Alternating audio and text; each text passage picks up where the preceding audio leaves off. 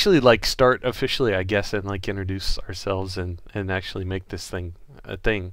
Okay, this has all just been preamble. Yeah, so it's all preamble to what's going to be more just us talking.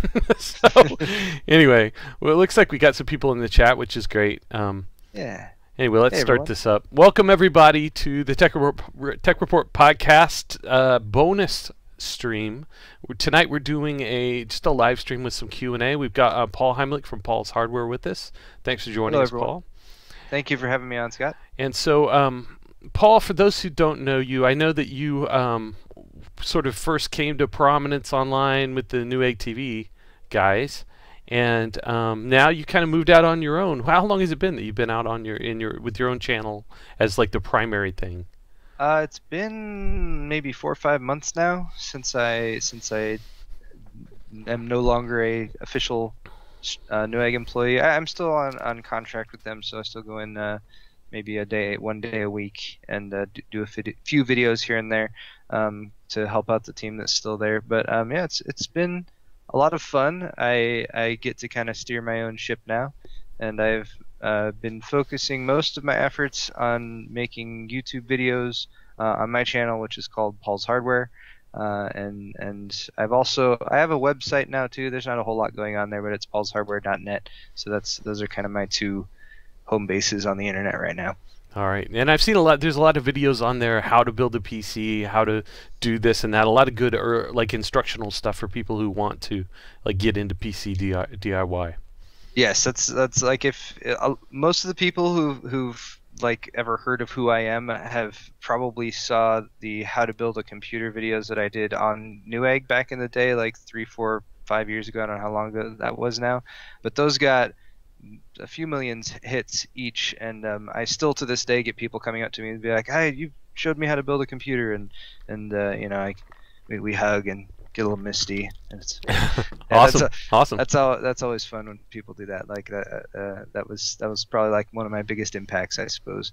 Oh yeah, no, it's great when you can help people learn something, and you know, we've got people who are longtime readers who are like in like better jobs than mine, but they learned about computers from reading the site, you know. So.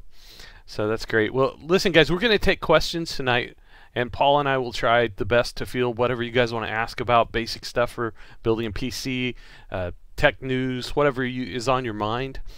Just get into the Twitch chat and submit your questions. We've got our moderator, who's actually my oldest son, who's like compiling those for us, and he'll put them out there, and we'll try to talk about all of them. So we asked for some questions in the comments earlier today. We didn't get much, so I think we're mostly on our own tonight so far. That's all right. But Paul, oh, go ahead. We can make up our own questions. Yeah, well, the first thing that I think we just, because it's today and this just happened, we definitely have to talk about this Lenovo PC thing. So let me pull this up here. So Lenovo shipped PCs with AdWare vulnerable to man-in-the-middle attacks. So I guess they did several bad things together. Like the AdWare is basically you're browsing the web with a Lenovo PC that's brand new and supposed to be clean, and it's looking at what you're doing, and it may show you ads based on that. Is that kind of the deal? Yeah, the vibe I got was, or like the way, like I read their explanation of it. And the whole time, all I was thinking was, this is them trying to say, we're putting ads in your computer, but they're trying to use all these other words for it. They're saying, like, you know, it looks at the images you're looking at, and it finds similar images, you know, assuming that the images you're looking at is of things that you're interested in, and it shows you ads related to that. Like, it seemed to have something to do with the imagery, but I mean, the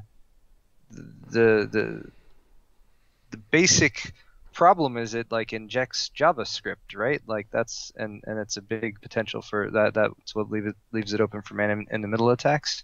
Well, it installs. We've got in our story, which we got up here. We quoted a little explanation from the story at Ars Technica. They said it installs a self-signed root HTTPS certificate that can intercept encrypted traffic for every website a user visits. This certificate reportedly makes systems vulnerable to man-in-the-middle attacks, and there's more. And basically, So it's a bad root HTTPS certificate, right? So your system, the system that your computer would use to figure out, like to establish a secure connection, encrypted connection with another website, is basically broken by this, and they can get in between you and your bank or whoever and intercept the data as it's being transferred.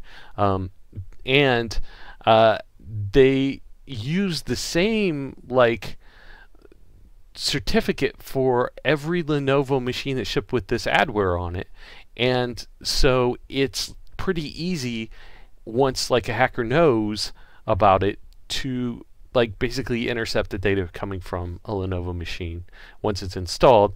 And if you remove this software, which is called Superfish, which is, you know, fish is kind of a nice term we kind of know, but you remove this software and it doesn't get rid of the bad root certificate. So you are vulnerable to the attack even after you remove the software. So you have to go in there and manually kill the certificate? Yeah, and there are some online guides right now, but there's like Lenovo hasn't yet like, I think they've committed to do it, but they haven't yet provided an uninstaller that fixes the problem. And so if I thought I saw the Lenovo Twitter tweeting a link to like removing it earlier today. Yeah, I think that there are online guides, but what they need to do is they need to push out to everybody an update that just fixes this, right? Yeah. And they don't have that. And so all of these PCs that they shipped with the software on it have that problem. Now we have a little statement from them that they gave us after we published our story, and it talks about how basically the AdWare isn't that bad, and because it's image based and not tracking you across other sites and stuff, which is totally not really the big issue here. Yeah. But they kind of sounded tone deaf by talking about the fact that it's contextual and based on images. But here's the part that I want to just get into real quick. You've seen, like, if you buy a laptop or a PC, Paul, you know this, they ship with stuff like software that you probably don't want, right? Crapware, toolbars and stuff. And this has been around for a long time, and the PC makers get financial incentives for doing this. And so people were criticizing Lenovo for even ever installing this stuff, and they actually, in their statement, they say this: the relationship with Superfish, which is the software company that makes this AdWare, is not financially significant. Our goal was to enhance the experience for users. So what they're saying is, we didn't do this for money. We did it because we thought you would like it better to use the computer with the AdWare on it. Yeah. Like, it seems to me like they went through this process. Like there was a point where somebody made a decision. Yes, go ahead. Like, greenlight this project. Do this thing. And it seems like they're using the arguments that they internally said, well, it'll be okay. Like, maybe people like it. They're using that now to like, see, it's all right.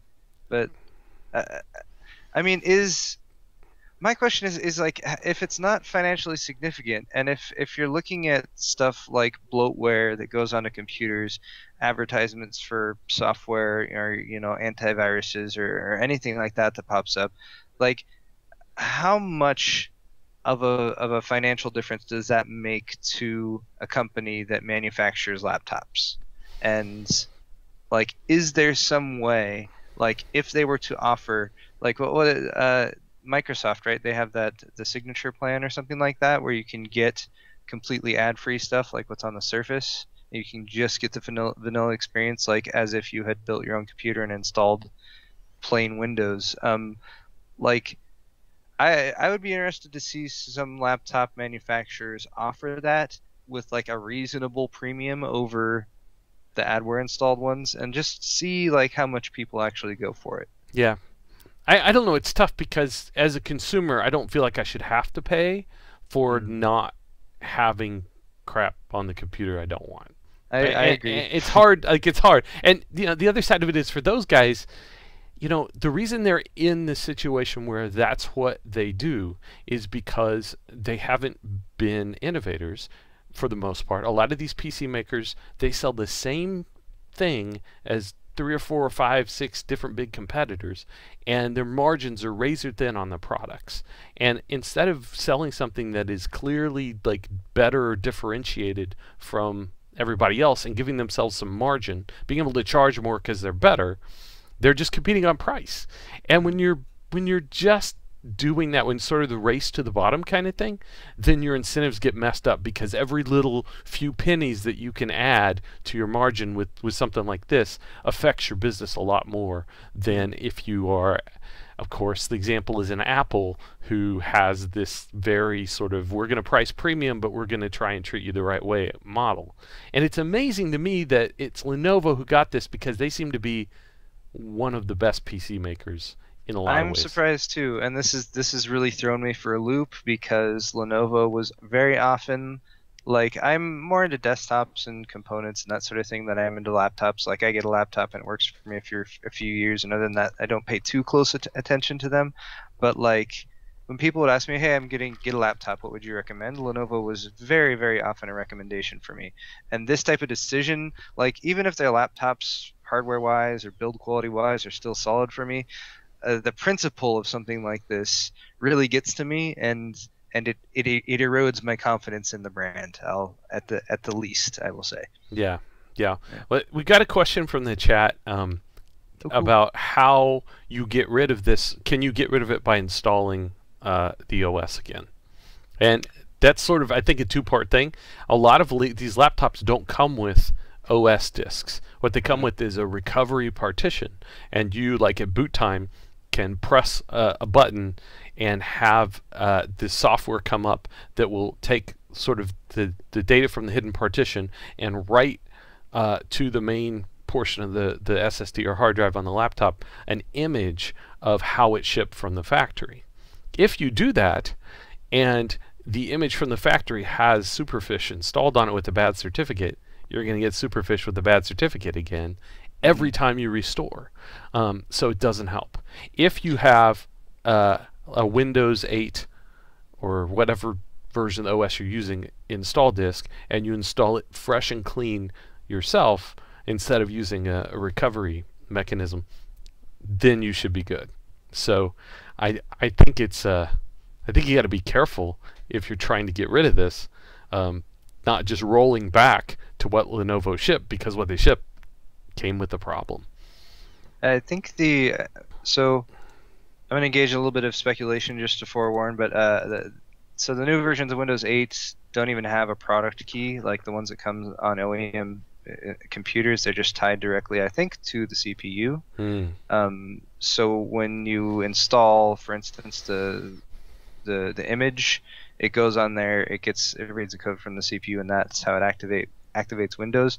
And I think I read an article saying that even if you have a crapware infested laptop that you've bought, there's certain of the simple basic OEM clean versions of Windows you can get the ISOs for and do a clean install, and they'll still activate. But again, like, total grain of salt, because this is like something I think I read briefly, and I can't even remember where it was. So yeah, so I'm sorry if that's completely wrong. No, but that's what some people in the chat are saying. Product key is baked into the firmware of the system. If that's the case, it may work, but there are sometimes some issues with, like, you have to have that right ISO in order to have it install and activate correctly. And a lot of these laptops don't ship with it. So yeah, that's true. That kind of sinks. So let's see. We've got, guys, if you have questions in the chat that you want us to answer, go ahead and get them in. We're compiling them here, but go ahead and get them to us so that we can get ahead on that. Because we also have to, like, look at them while the other guy's talking and think ahead, and we're terrible at this. So somebody wants to know, 191X7 asks, does Lenovo have something like this on their Android tablet devices? I have a Lenovo tablet. If they do, I don't know about it. And certainly if it has a Superfish with a bad certificate, I don't know about it. It's quite possible that a tablet maker could ship something similar, but I'm not aware of it. So I don't know, Paul. Have you heard anything about that? Something like that? No, I haven't heard anything about tablets or any other devices. I mean, you never know, and if they if they decided it was okay on one line of products, who knows if it was okay on other lines of products.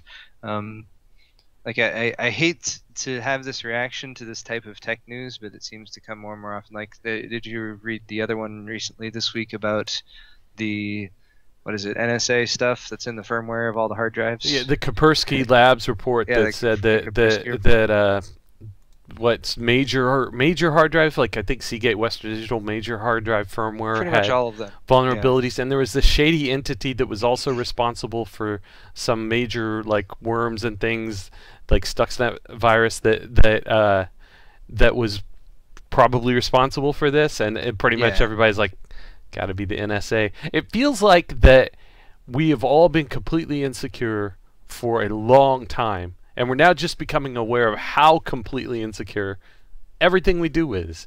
And the only way to get it back is to be like super paranoid and like run Linux on really old hardware that's like got encryption for everything and not trust anybody. And like, did you hear about the AT&T thing where they're I haven't, it's just headlines that I've seen, but there are people saying that AT&T's fiber internet service, you have to pay like $29 a month more not to have this like super cookie thing installed where they track you no matter what, because like they control your internet connection, right? So they could look at like a layer 4 switch or something that would intercept everything that you do, every request you make on the web, and track everything and then show you ads based on it. And they actually charge more to opt out of that. That's terrible. Yeah, like, I mean, and I would be like, buy AT&T. Like, that's why there's supposed to be competitions. You're competition for this sort of thing. That's why they're supposed to be able to, like, no, I'm gonna go with this other company that's legitimate, and it's just like, here's internet. Here, pay us some money, okay. Bye.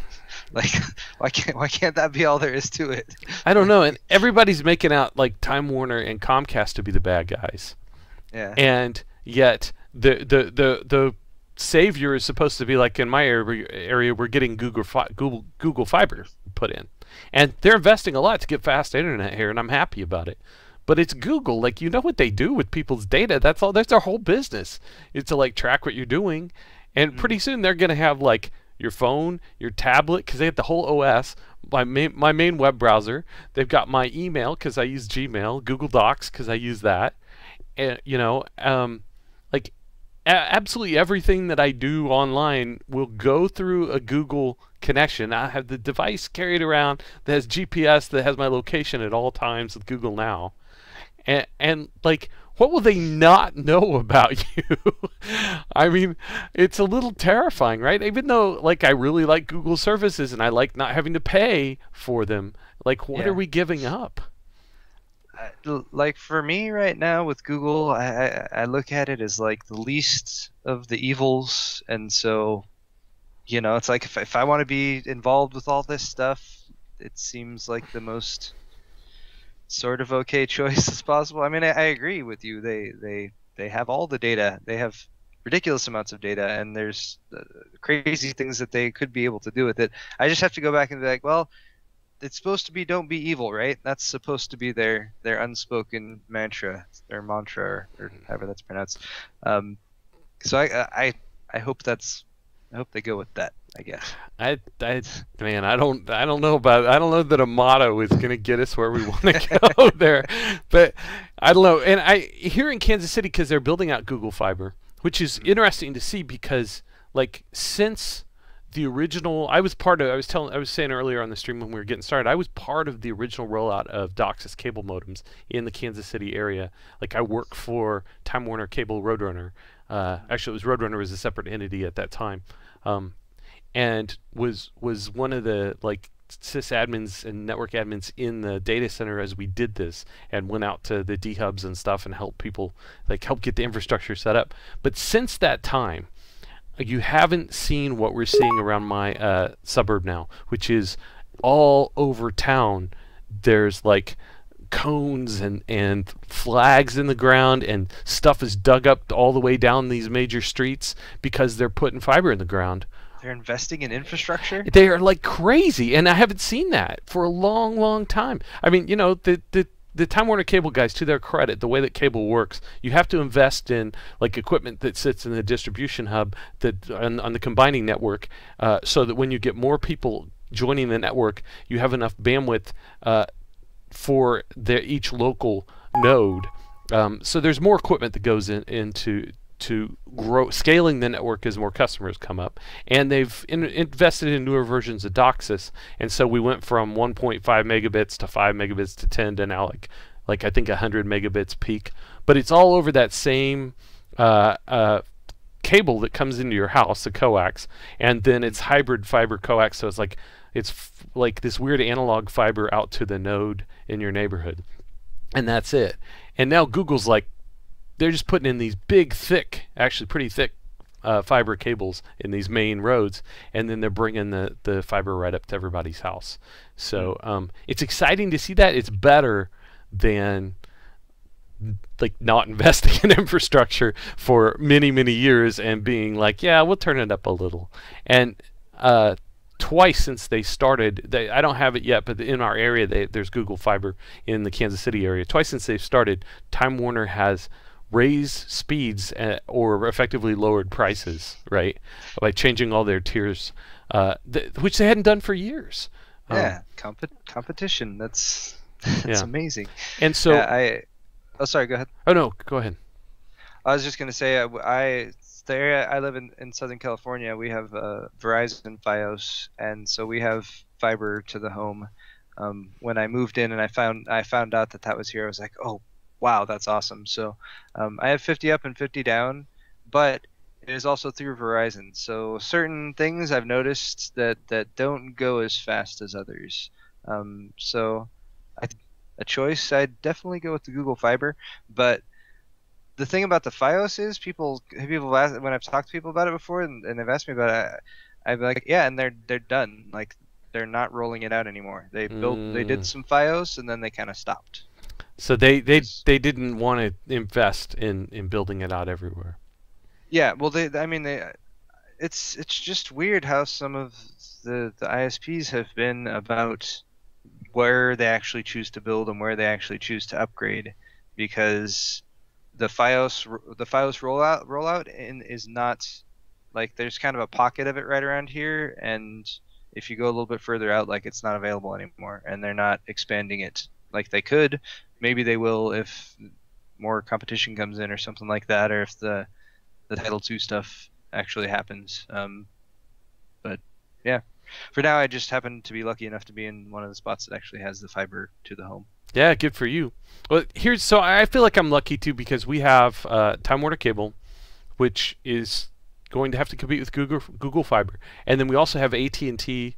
Right now we have Uverse, which is like competes with cable product that they offer in our neighborhood. I could switch and get about the same class of TV and internet services I get from Time Warner from AT&T. So I've got two options in my neighborhood, and I'm about to get Google Fiber. Here's the other thing though, is that AT&T has committed in the parts of Kansas City that have Google Fiber to roll out a competing fiber product here in town. And so then this is the question that people are going to be facing. Do you get mad about the fact that AT&T has this super cookie tracking and switch to somebody else? And if you're switching to Google, who like their whole business is AdSense, did you just do something smart? Like, did you win that? Because I'm not sure that, what's the definition? What is the goal here, and what are you achieving by that, you know? They're just like, yeah, we track you with Chrome. It's way more transparent. I mean, I don't know. Yeah, it's like there's gonna be ads somehow and somewhere, and for some reason, certain ways of getting those ads in front of your face feel more insidious to me. But looping back around to the Lenovo thing, I think what probably has most people so up in arms right now is that they opened up a security vulnerability on the systems on top of just doing an annoying advertising thing. So that's kind of your 1-2 punch there. Yeah, well, and you know and then they justified it as saying it wasn't even financially significant for us. We thought you'd like it that you had this AdWare. It's like, so you didn't even make a huge profit? Like, at least you could have been like, oh yeah, we're making millions of dollars off of that or something like this. No, didn't even. That's a seems like a poor business decision. Yeah. In that case. Well, at least I think, that was earlier in the day that they had that statement out. I think their CEO has come out and done some better damage control since then. So yeah, they're hopefully taking it seriously. What you want to see from this is you want to see Lenovo change its mindset about these things to be way more skeptical and realize the damage that it can do to itself and its own business and its image when it turns its customers into products, even though they're buying something directly from Lenovo. So, yeah, that's the hope. It doesn't seem like a game that manufacturers need to dabble in. Like, no, sell me a good laptop, right? Yeah. And charge a fair price, and if you do a great job, maybe I'll even give you a little extra without you having to go through all of that insanity. Yeah, see, the craziest thing was earlier when we were talking before the show, and I was asking you who to recommend now for laptops, and you said Apple. I mean, I'm sorry, was I not supposed to tell everyone? No, that's fine. I mean, yeah, it's like, what do you do, right? They seem to have the right attitude, and they're not. We're a PC site. Everybody's like, oh, PC, but you know what? I mean, PC laptops have been in a bad place for a long time. I even. I don't. Is it worse what Lenovo did with like Superfish, or the fact that they ruined the touchpads on all their laptops for like 4 years? I mean, that's pretty terrible too. I actually ordered a ThinkPad Edge 13 several years ago, used it for like an hour, and packed it up and sent it back. It was so bad. It was so bad. I don't know. I've just accepted that I will grab a mouse and plug it into whatever laptop that I'm using, because I prefer that experience so much more than a trackpad. Yeah, I have this MSI Apache right now, the G62, and they did brushed metal, like actual brushed metal kind of finish on the trackpad, and it's kind of interesting, but it also makes it so there's resistance when you go one way, but not when you go the other way. Oh, because it's got a grain to it, yeah. Yeah, there's a grain. So I was like, that's a little. I mean, you get used to it, I guess, but it was kind of jarring at first. Yeah. Other than that, I like it. And it's just lots of PC makers have messed that up, and I think there were some issues related to Windows 8 and how it handled that stuff. But it's been a bad situation for a while. So I don't know. Everybody's excited about that new Dell XPS 13. I think that's maybe the hot laptop to get. And I don't know, man. Personally, I would be like really tempted to just say buy the right hardware and then do your own fresh install of Windows on top of it if you don't trust these guys, because I'm not sure that there's any one of them that's clearly better than the others on this stuff. Yeah, as long as there's nothing in the firmware. Yeah, great. Although we know the hard drive may be completely compromised. So yeah, exactly. All right, I think we got some more questions. Okay. From the chat, guys. If you're in the chat, you want to hear us talk about something, then drop us some questions. Let's see. I hope they will. 191X7 says, I hope they'll talk about the new FreeSync monitor from Acer and the new AMD drivers with the AMD frame rate limit thingy. So the monitor, let's talk about that first. This has been announced. From Acer? Yeah, it's a FreeSync monitor, and we saw a bunch of them at CES, but this is like I guess a product announcement that this post CES that just says it's a FreeSync display. It's got a really thin bezel around 3 sides. It looks nice. It's 27-inch panel, 2560 by 1440 resolution. It says 1 millisecond response time, 144 hertz peak refresh. Makes me think it's a TN panel, given all of those specs. But there's some pretty good TN panels now, and this should be a really great gaming system or gaming display if it all works right, and FreeSync is at least close to as decent as G-Sync is. It seems like it should be the same, right? Like they effectively do the same thing. That's kind of a cool looking monitor, though. I'm not sure about the red. I don't know about the red on the bezel.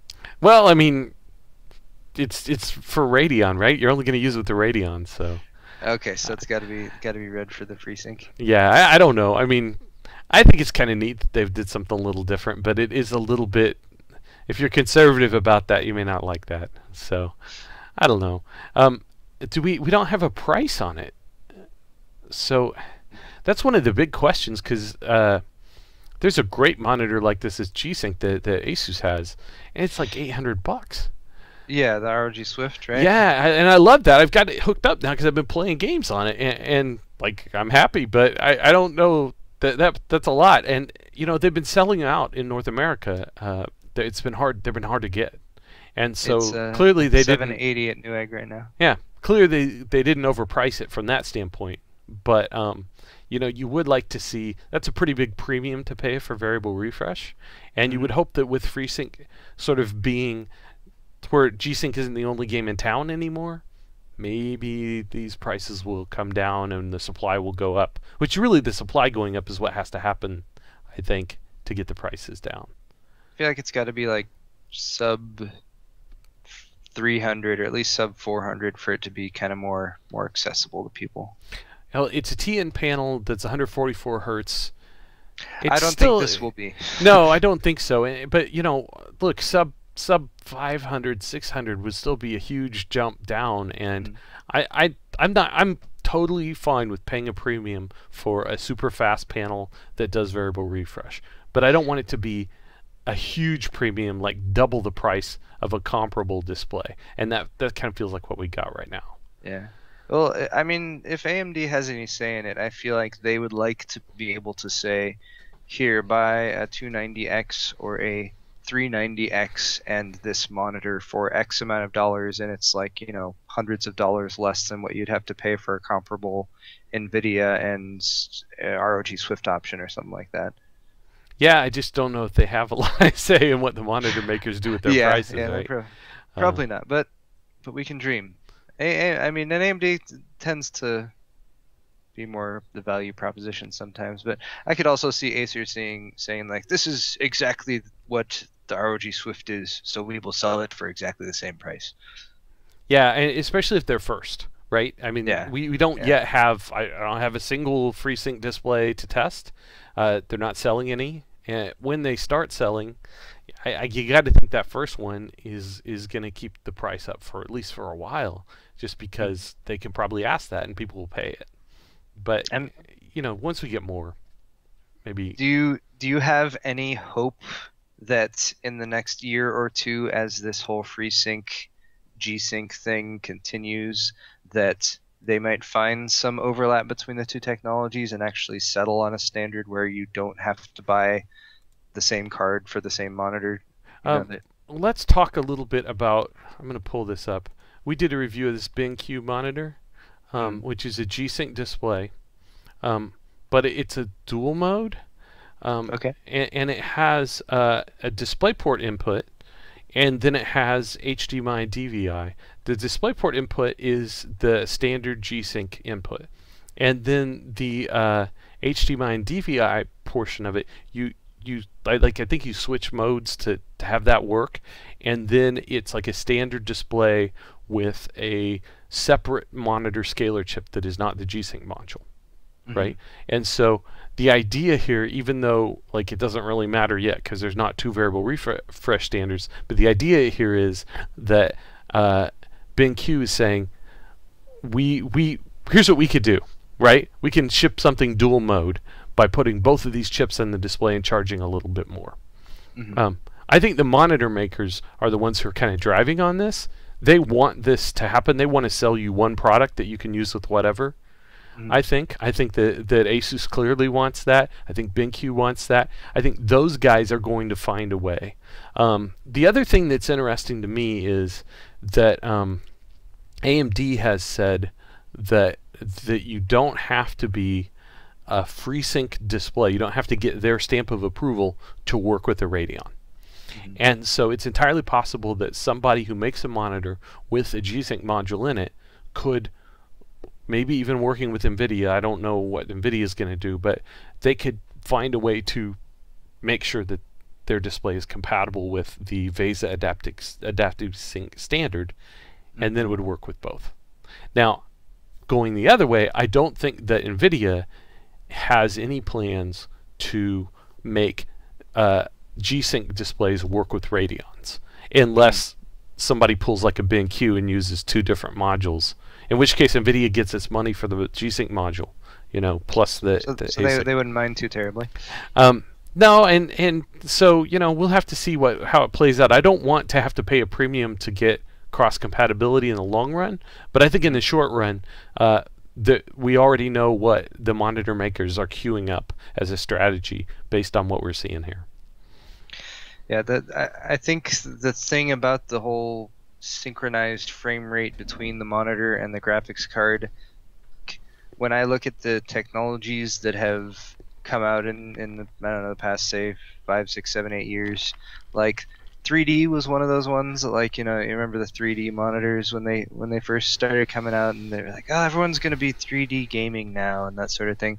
Like, the synchronization is the one that I think give it 2, 3, 4 years, maybe a little bit longer, and so I think we have to wait a minute because of the delay, but I think they're better off. So guys, sorry, we were talking along there and I heard this pop in my headset and then like no sound, and Paul couldn't hear me, and like my little USB headset just like decided that static electricity was going to end its useful existence, and so I can still hear a sound, I can hear Paul, but this is not working, the microphone's not working. So I've got my webcam mic turned on and we're going to try to continue, but I think it's just literally like this static charged Missouri, completely like 14-degree dry environment has caused it to be just awful here. So they're telling me to turn my sound down a few more notches.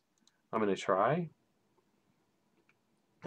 you got a little quieter to me. Okay, am I too quiet for you, or is it? I can still hear you. Is it about right, or? Yeah, it sounds good to me. All right. Anyway. But you weren't too loud to me before either. Right. Well, I don't want to deafen our viewers here. So yeah, it's super dry here, and I'm actually, one of my things I need to do in the next few days is build a couple of new test rigs, and I'm kind of terrified of like working with motherboards in this weather.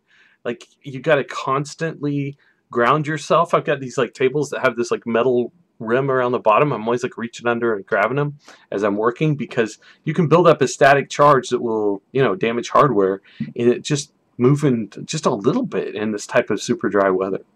Have you ever actually like damaged or killed a piece of hardware from a static discharge? I've had things die mysteriously, and I think that was the reason.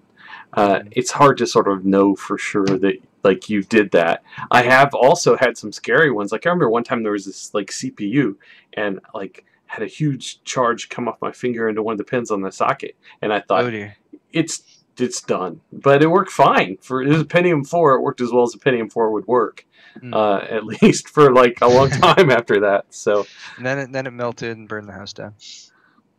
Yeah. No, I haven't. I did. It is a case though, man. When the first Pentium 4s came out, like, I had this room set up. This is way back. I had this room set up with all my testing equipment in it, and like it was always fine. And then the Pentium 4s came out, and you know, they had this. You had to mount these big coolers on them and everything. And I was like in there working. I was like, man, I'm getting sick or something. I'm just feeling so hot, you know. And then I stepped out of the room and realized that having the Pentium 4 running had raised the temperature of the room a whole bunch. Now we're kind of used to that. Like a PC will do that, you know. Yeah. But back then it was a big deal. It was a new thing, right? So. I'll consciously turn systems off out here, like if it's in the summer or whatever. But I need to get air conditioning put in out here soon. That's on my to-do list. Oh yeah, if you've got summertime computer hardware, you got to have some AC. Yeah. That's important. Yeah. So I understand you have been working on a couple of projects. One of them is have you built a system yourself that you're giving away? Is that the deal? Yeah. So this I don't know if you guys can see it. That system right there, I'm giving away. So So what's in that? What is that? so that was so Antec sent me over a small like their P100 case and their Edge 650 watt power supply and some of their True Quiet fans and their cooler 950, a little 120 millimeter closed loop cooler. And they're like, here, make a video. So I decided to make a video about how to build a silent computer, and I used all their stuff, and it actually did turn out to be a pretty silent computer. It's also got an Asus Z87 Pro motherboard in it, and I used the fan expert software to do all the fan speeds, and that worked quite well as well. I was pleased. It's got a 4770K, 8 gigs of RAM, 2x4, like 1600 RAM, and then I will be shipping it with no graphics card, and then Zotac is going to ship the winner a GTX 960. Nice. So if somebody wants to win that, what do they have to do? So all you have to do is go to my shortcut, which I totally remember the link. Totally. Shortcut. Here it is. Ah, yes. It's a bit.ly link. It's bit.ly PH100K giveaway. Actually, maybe I should link. I can link that in chat. I will do that because PH and K and G is capitalized. And I know bit.ly links are kind of finicky about that sort of thing. Hold on a sec. There we go. Aha. There it is. All right, so you guys can go over there. And there's like 5 ways to enter. You can enter once just by like putting in your email address so I can contact you if you win. Then you can enter by following me on Twitter. You can enter by following me on Instagram. You can enter by subscribing to me on YouTube, and you can enter by visiting my website. And that gets you up to 5 entries. Cool. Yeah. But yeah, I think that's still going on for a little bit of time still. Forget how much time. It should say on the entry page. 7 days left. It's been going on for about a week now. Nice. So just go enter and maybe you'll win.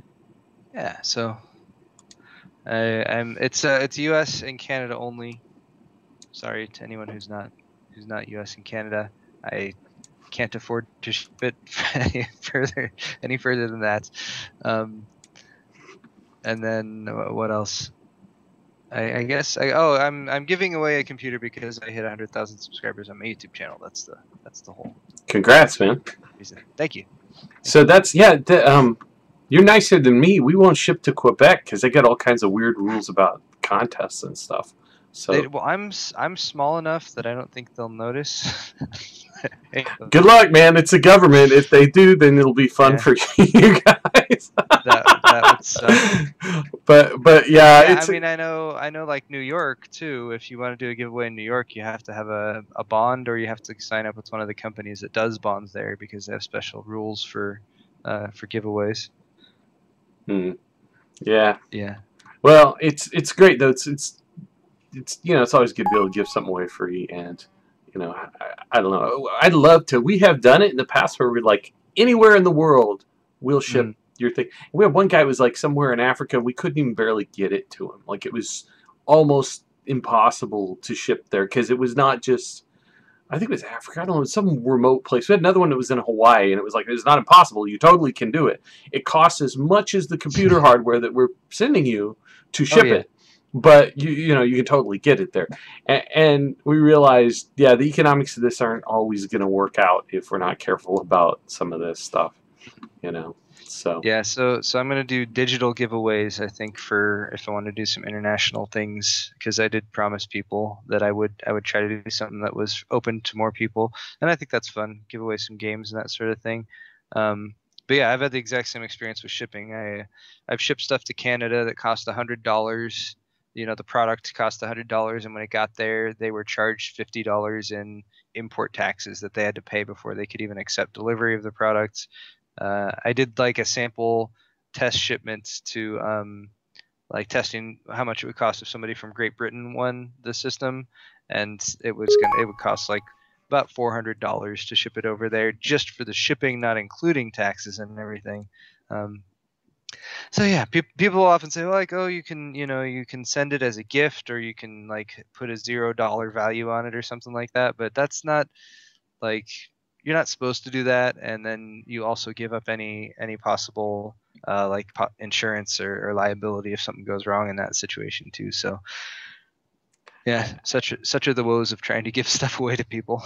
Yeah, I've tried that before, where we're sending product review samples to the guys, because I get 2 guys in Vancouver, Jeff and Cyril in Vancouver, and we'll put like, this is a sample, it's not for resale, there's no value, all this stuff.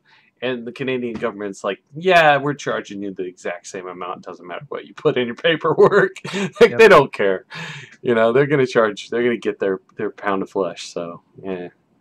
Anyway, I think, let's see, if we got other questions, because I know that we kind of got interrupted on the on that. Played with Windows 10 at all? Thoughts? Intermission. Have you played with Windows 10, Paul? No, I've downloaded it. I've downloaded the ISO. That's as far as I got. I was like, I'm gonna install this on this. I have a Nook actually that I was like, oh, I'll just play around. I'll throw it on there and see kind of what the experience is like. And then I realized that the AC adapter I have for the Nook wouldn't fit. Like the gauge on the little plug was too big. It's like the right amperage and stuff, but I don't know how I got the wrong plug. So anyway, yeah, that's my excuse for why I actually haven't installed it and used it yet. But I've heard pretty positive things. Yeah, I'm terrible. You got further than me. I haven't even downloaded it. So Oh really? yeah, it's terrible.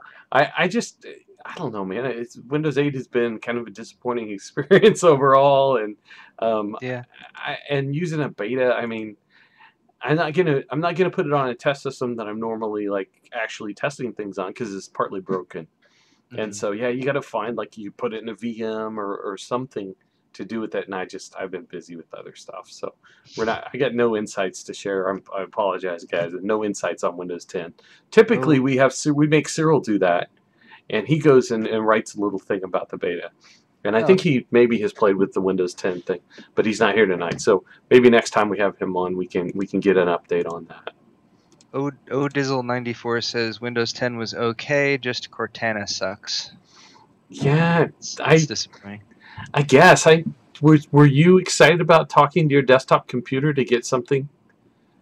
Maybe in certain situations, because I will say that I use speech to text on my phone a lot, and I can see the value of being able to just say certain things rather than having to type it in, or do that kind of interaction. I think Microsoft kind of shot themselves in the foot with the Cortana demo that they did at the Windows 10 events, because it was clearly based on Cortana's performance from what people have been trying with it. It was clearly just several scripted things that they went through, but they tried to present it as, something that it's not quite yet. And I think as a result, people's expectations when they started messing with Windows 10 were a bit high. Right. Yeah, I don't know. I think I want that feature when it works well, and they need to have it to compete with like Google Now and Siri and all that in the mobile space. But it's got to be really good to save me time compared to what I can do with a mouse and keyboard when I want to pull up information. And so, I don't know, text-to-speech, stuff like that can make some sense. I probably should be doing that for some writing that I do, but I don't. I totally just keyboard jockey. So I see it as being more useful as like you're not actually sitting at your computer. The computer's in the room, or like it's an HTPC or something like that, or maybe even like, I don't know, the kitchen computer that people have talked about many times in the past, but I don't think people really have computers in their kitchen.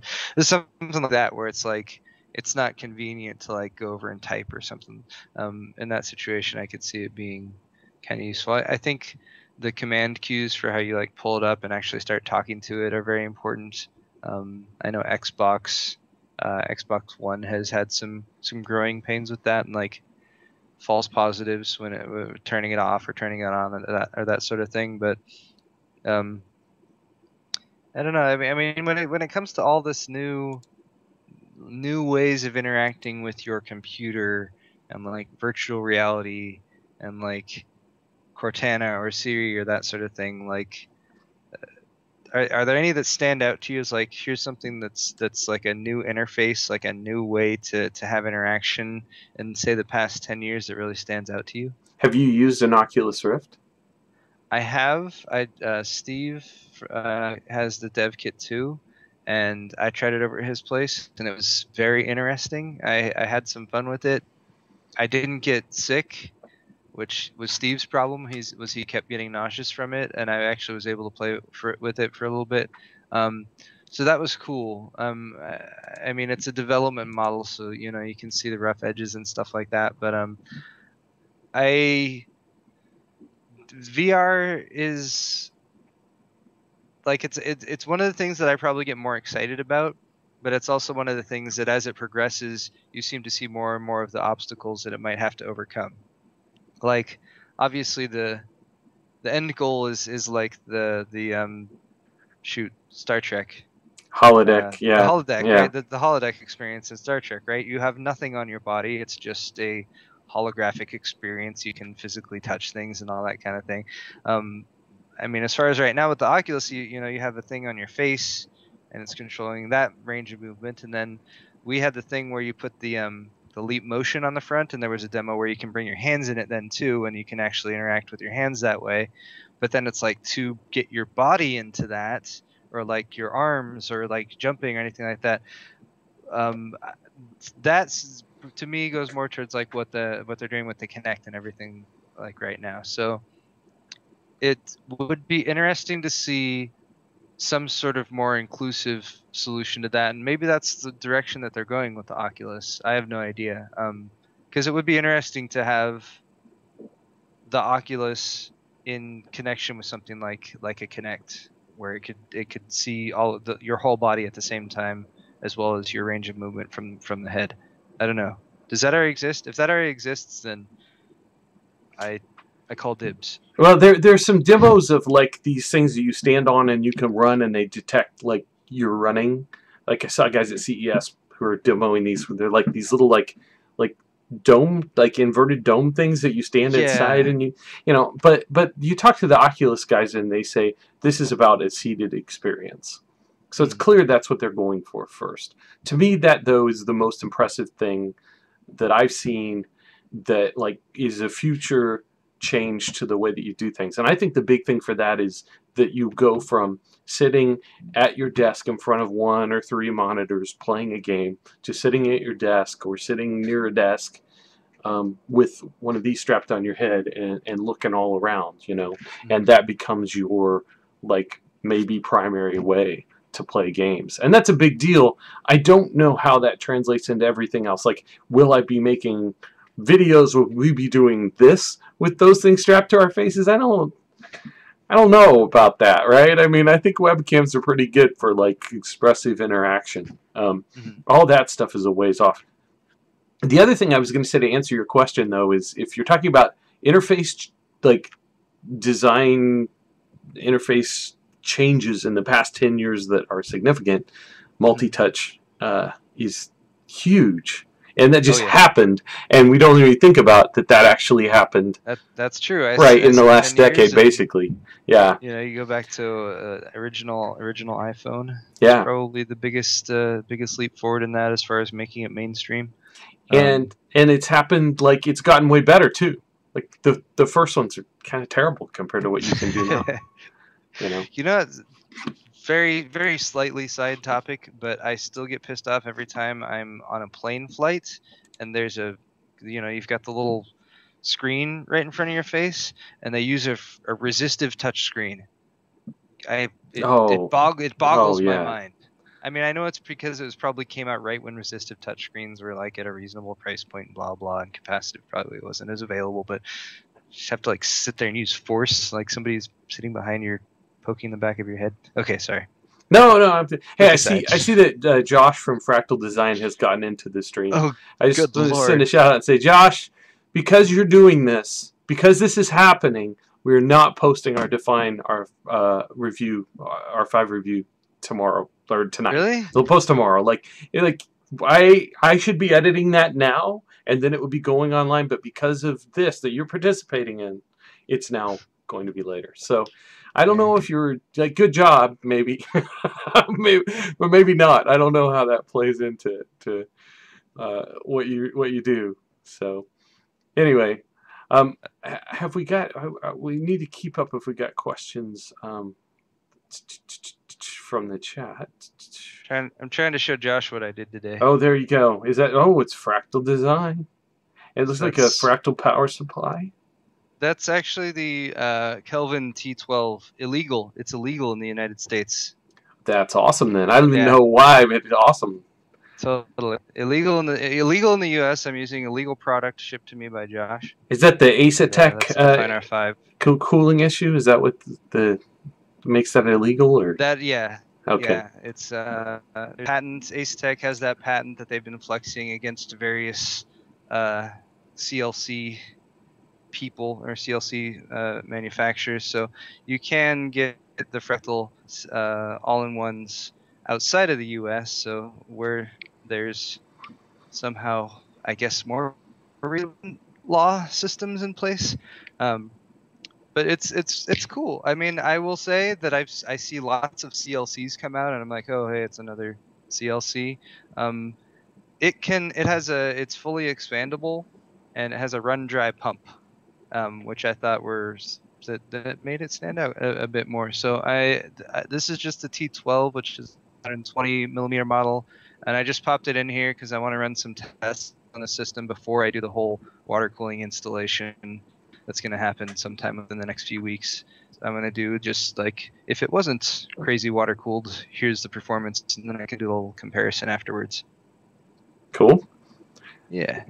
So now you're going to get raided. You're going to get swatted live on our stream for your illicit CPU Good cooler Lord. technology. I didn't even show you. I got the 360 millimeter one down here too. Oh, don't say that. Stop. I'll keep that one off camera though. I'll keep that one off camera. You're in trouble. So here's a question. Here's a question from the stream from Reviews by Gary. If you guys had to pick one thing in technology you would like to see more advancement in, what would it be? More advancement in. More advancement in. I will say this. If I had like a while to sit there and think of a bunch of different things, I could probably come up with something else. But just the thing that pops into my head is AI text to speech capability. I know that might be kind of a weird thing, but like, you ever play like video games where there's like an AI that talks? Yeah, voice synthesis is pretty bad. Yeah. Voice synthesis. That's a much more concise way of putting that. Yes, but I speculate that having an AI that can actually talk to you, but that can talk to you with a normal cadence and with inflection and tone that's different, you know, when they say different words, or maybe even the same word they say differently each time. But I think something like that is going to have a big impact on the way people interact with stuff like Siri and Cortana. And I know there's a lot of work done on the development of that kind of stuff, where I've seen a little bit about it, but I know it's very difficult too to make it actually. You gotta bridge that uncanny valley, which is weird when you're talking about listening to something rather than actually looking at it. Yeah, but no, I know what you mean. I mean, it's totally not a completely solved problem, and it gets weird when the best ones maybe seem weirder. So there's a bit of an uncanny valley there. Yeah. So my first thought was that I want to see tech companies investing in like big, fast per-thread performance advancements in CPUs. Intel gives us 5 to 10, maybe 15% a year, and then they just go down on power, and all their process technique advancements are tuned toward low voltage instead of high performance. Everybody's doing that, and there's some reasons physics-wise why that's like kind of the problem to attack, but honestly there's business decisions made around that all the time. And like the desktop PC doesn't get better, and so the frontiers and what is possible in computing don't get better when they don't invest in that, and instead just try to drive down on power. So you get the same thing in smaller form factors, but you don't expand the horizons. However, I'm not going to pick that anyway. So that was my like, I explained that too much, but that was my thing. That's a big explanation for the one you decided not to choose. But I actually, and this isn't actually about technology as much as it is like decisions about how technology gets applied. But right now what's happening in displays is we got this movement toward high PPI. And on the desktop we have 4K, and we're going to 8K. And like already there's talk about like HDMI standard for 8K, and the consumer electronic guys are going there. They're giving us more and more and more pixels. Man, I have a 1080p TV in my living room, and I can't see the pixels at all. I have a really hard time telling it whether it's a Blu-ray that's 1080p or Netflix at 720p. Like, it's just, I can't tell. But I want to see several things happen in everyday use of displays in video, consumer electronics, gaming, what have you. I want to see high refresh rates become a standard. So instead of 60 hertz, which really we aren't even at 60, we're at 30. Get us to 60, get us to 120, take us there. If you want to give us more information, give us higher temporal frequencies instead of way more pixels that we can't see. I want to see higher color gamuts than just sRGB. We can, like OLEDs especially, can show you more colors than what we author all of our content to be like in this certain limited color space. Expand that. Like let's build a better setup there. The other thing is dynamic range of pixels. The peak brightness versus the lowest brightness that we have, and sort of the gradations in between are not very good compared to what camera sensors can pick up, what film even can pick up, and what displays are capable of doing now. That's OLED's going to solve that too, though, right? Well, OLED makes things better as a technology because the displays can do it. But like Samsung, like in the Note 4, I get to play with that. You know, they expand the color gamut of your content, but then they make it look wrong because your content was not authored for that color gamut. Oh, okay. They can expand the total contrast, but then things look way hyper like bright compared to what they're supposed to look like. What you want to do is you want to take the ability of cameras to capture more light from the natural world and then bring it into displays in a way that we don't do now, where we tone map down to like a, you know, 8-bit per color channel, tone map to a larger dynamic range of light to dark in the different color channels, and give us better pixels instead of just more pixels. So make them faster, wider range of colors, and you know, more dynamic range.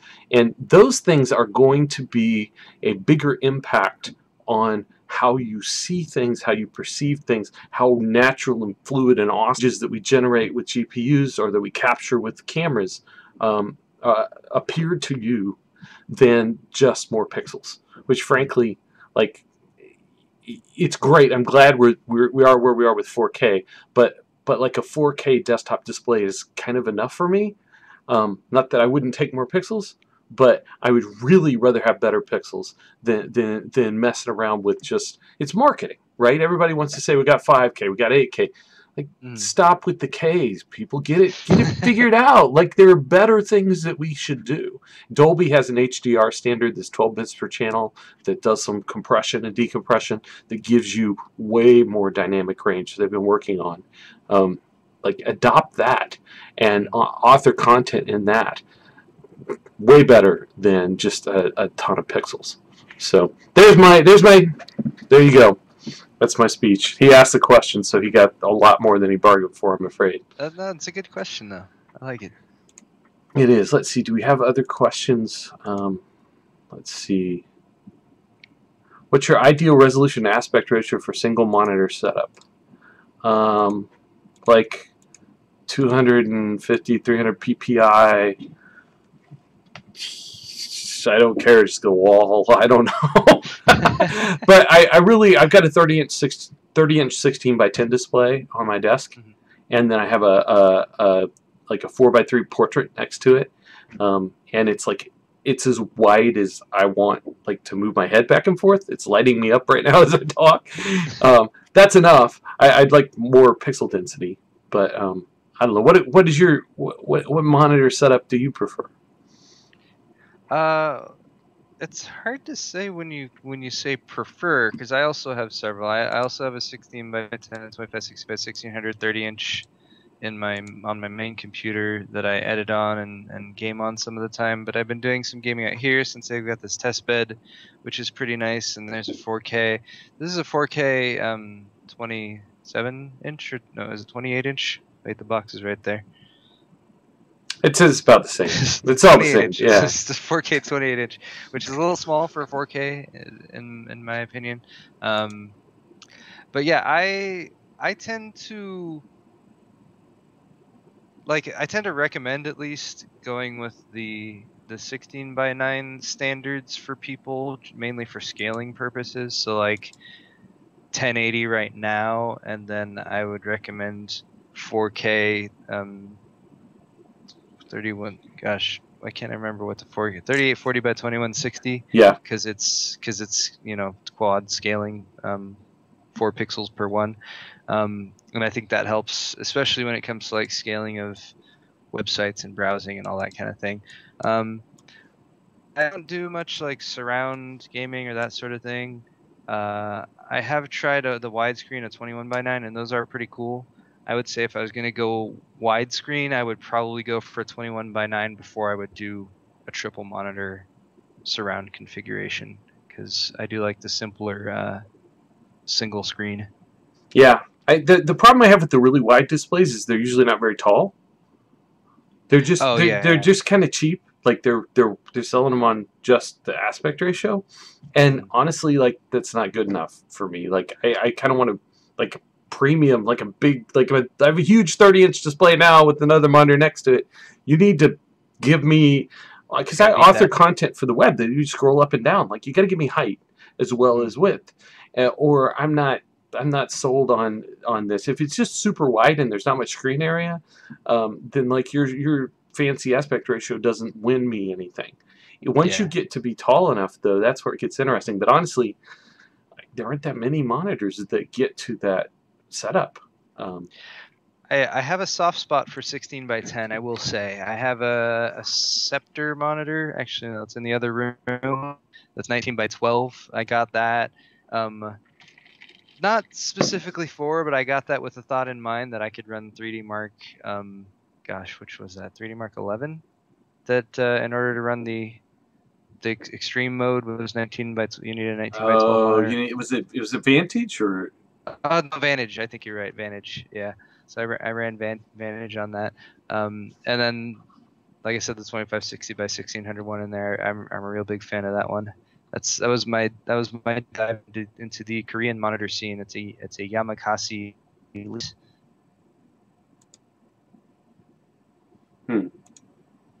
Okay, let's see. Other questions. Your take on G-Sync on notebooks and G-Sync without the NVIDIA scaler. This is from 191X7. Have you read about that? Without the NVIDIA scaler? Mm-hmm. I read something about somebody doing a test. This is another one of those things that I read probably a couple weeks ago that's mostly gone from my mind.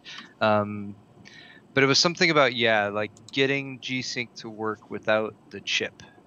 Yeah. And that there was some level of flexibility or some level of capability there with the DisplayPort standard that could work with G-Sync. I don't know very much about that. I don't remember the details. Well, but I think it would be awesome if it was possible. Yeah, I think that laptops are interesting on that front because there has been for a while some adaptive sync stuff in the laptop related display specs, and not this past CES but the one before, AMD in its initial demo of variable refresh had a laptop that had that feature, and they said, hey, look, we can do this too. It's different with desktop displays where the electronics and how it connects is just different. But in laptops, adaptive refresh has been built as a power-saving feature, and some of the chips have supported it for a while. So it's probably not as hard to do in a laptop. But I think if NVIDIA, say, worked with the laptop maker, they could get variable refresh going without needing a G-Sync module. If you're talking about doing it on a desktop display, that's also interesting because adaptive refresh as a VESA extension is really about the monitor communicating to the video card, hey, here's what I can do. But there's another way to do that, which is just the video card driver reads the EDIT information and it's like, oh, I know this monitor. Like, I've got a database here, I know what it is, and it just runs anyway. So you don't actually need that. So when I was talking to Tom Peterson of NVIDIA about G-Sync way back when, he said he didn't think that an update to the DisplayPort spec was even necessary to make variable refresh happen on the desktop. That said, NVIDIA built a chip that would do it first.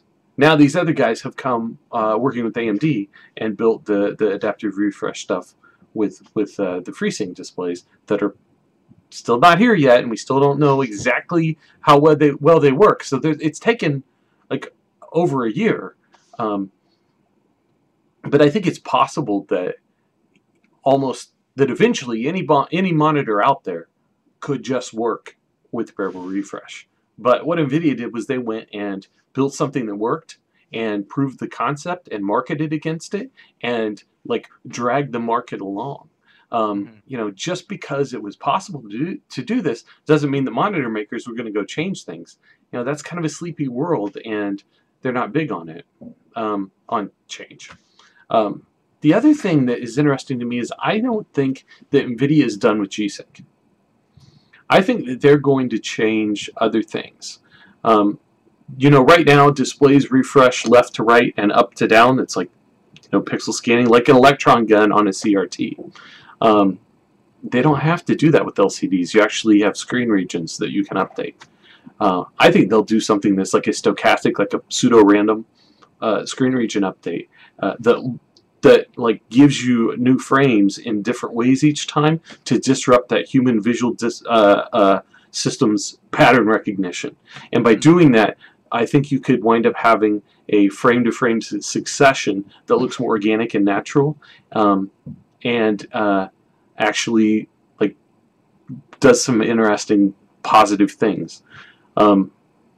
So I think that NVIDIA will keep their module, which is this programmable ASIC thing or programmable FPGA thing.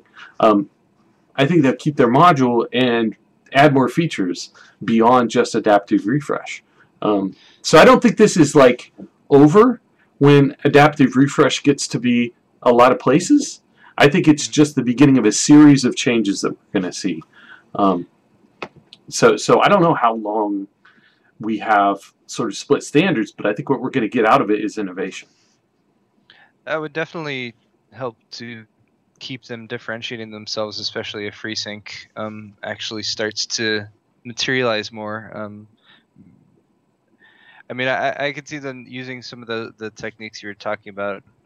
They're very interesting, by the way, and I hadn't heard of that possibility. But I could see them doing something like that to like sort of minimize the impact on the GPU while still keeping the game itself as fluid as possible for whatever refresh rate the monitor was able to support. And if they can show some type of gaming performance using that, I think that would be a cool way to distinguish themselves. Yeah, I think the animation would probably look more solid and the display and more fluid in a way that probably is, I don't know, I have to see it, but in theory it'd be something that you would see it, and like variable refresh, you have a positive sort of visceral reaction where you're like, wow, like I want that. Variable refresh was the big one. And when I first saw that, I was like, okay, like wow, they win, like they take our money now, Yeah. I don't know whether the other ones are going to be as good, but there are a lot of possibilities. And based on all the stuff we said about like gamut and HDR and high refresh and all this stuff that should happen, in displays. And if you look now, like in the PC space, some of this is we're getting IPS panels that do 120 hertz for the first time this year. If what we saw at CES happens, that's different from just variable refresh, right? But I think that we're going to see a series of innovations around a lot of different things.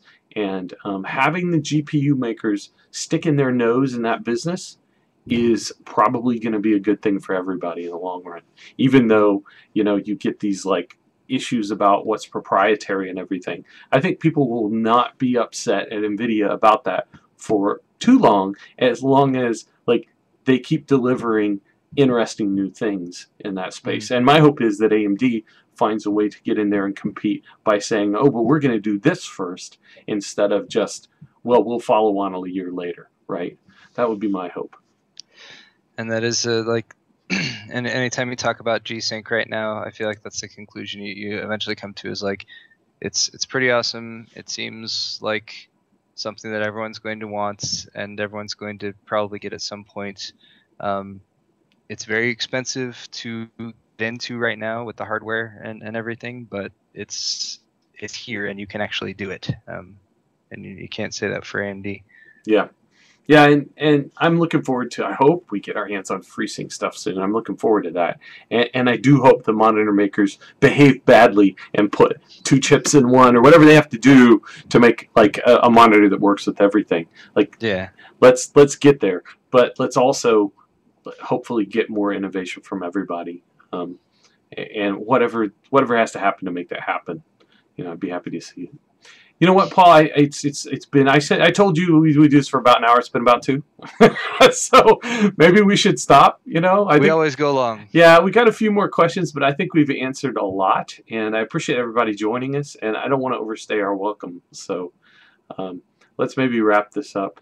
One more time, just for everybody who missed it at the beginning, just give us your YouTube channel and your website so people know how to find you. Sure. If you guys want to see my YouTube videos, my YouTube channel is Paul's Hardware. That's just youtube.com/Paul's Hardware.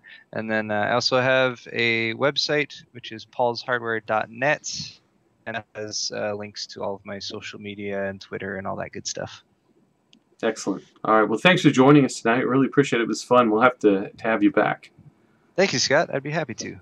All right. We'll end this up, and then at some point we'll edit this and try to put it on like YouTube, but it's going to have like a giant hole in the middle because of all of our technical difficulties that we had there. So I had the same thing happen. Oh, actually, one other thing, if you guys are interested, I just started a new live show with my friend Kyle, who also used to do videos on Newegg. We're doing it on Tuesday evenings. We still haven't confirmed the time for sure, but Tuesday evenings we'll be tweeting about that and stuff. Excellent. All right. Cool. Thanks, Paul. Thanks, everybody. Right. Thanks for joining us. Thanks, care. Everybody. We'll see you next week. See you later.